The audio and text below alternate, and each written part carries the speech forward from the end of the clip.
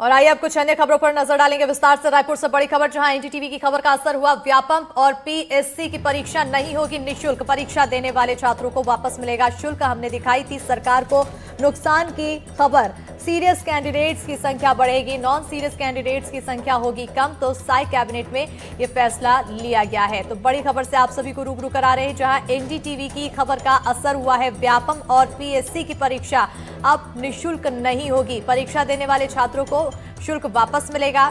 आपको बताते चले कि हमने दिखाई थी सरकार को नुकसान की खबर, जिसके बाद अब कहीं ना कहीं असर ये होगा कि जो सीरियस कैंडिडेट्स हैं उनकी संख्या बढ़ जाएगी और नॉन सीरियस कैंडिडेट्स की संख्या कम होगी। बताते चले कि साई कैबिनेट में यह फैसला लिया गया है। इस वक्त की बड़ी और अहम जानकारी से आप सभी को रूबरू करा रहे हैं और इसी पर ज्यादा जानकारी के साथ हमारे सहयोगी जुल्फिकार अली फोन लाइन पर जुड़ चुके हैं। जुल्फिकार, एक बड़ा फैसला और एक बड़ा असर। बिल्कुल, छत्तीसगढ़ सरकार का एक बड़ा फैसला है, क्योंकि इससे देखा जाए तो छत्तीसगढ़ सरकार की जो राजस्व है उसका नुकसान हो रहा था। हालांकि पिछली सरकार ने फैसला लिया था कि छत्तीसगढ़ के जो स्टूडेंट्स हैं उनको अगर कोई भी प्रवेश परीक्षा या भर्ती परीक्षा देनी है तो उसके लिए उन्हें निःशुल्क फॉर्म भरने की व्यवस्था की गई थी।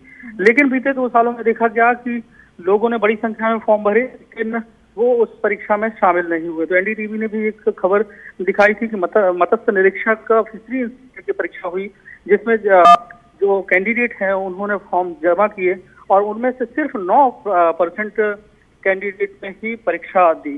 तो इससे करोड़ों रुपए के संगठन को नुकसान हो रहा था। तो एनडीटीवी ने इस खबर को दिखाया और सरकार ने इसको बड़ी ही संजीदगी से संज्ञान लिया और इस मामले में आज कैबिनेट में फैसला लिया गया।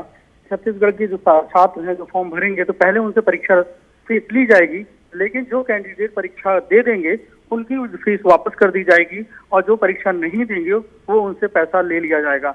मतलब साफ है कि जो सीरियस कैंडिडेट हैं वही अब इस एग्जाम में बैठेंगे, क्योंकि पूरा इंफ्रास्ट्रक्चर सरकार को बनाना पड़ता है। जब भी व्यापम या पीएससी कोई परीक्षा आयोजित करता है और जितने फॉर्म आते हैं उस हिसाब से सेंटर निर्धारित किए जाते हैं और उस सेंटर में जो परीक्षक हैं और परीक्षा नियंत्रक हैं उनकी ड्यूटी लगाई जाती है। तो पूरा एक बड़ा इंफ्रास्ट्रक्चर की आवश्यकता पड़ती है। अब जो सीरियस कैंडिडेट होंगे जो पैसे जमा करेंगे, क्योंकि उनके पैसे वापस नहीं होंगे अगर वो परीक्षा नहीं देंगे, तो ऐसे में संख्या घटेगी भी और जो प्रेजेंट से परीक्षा देने वालों की वो 100% होने की संभावना फिर से है। जी बिल्कुल, बहुत शुक्रिया जुल्फिकार तमाम जानकारी देने के लिए। तो कहीं ना कहीं अब ये बदलाव देखने को मिला है और ऐसे में फायदा ये होगा कि जो सीरियस कैंडिडेट्स हैं उनकी संख्या बढ़ेगी और नॉन सीरियस कैंडिडेट्स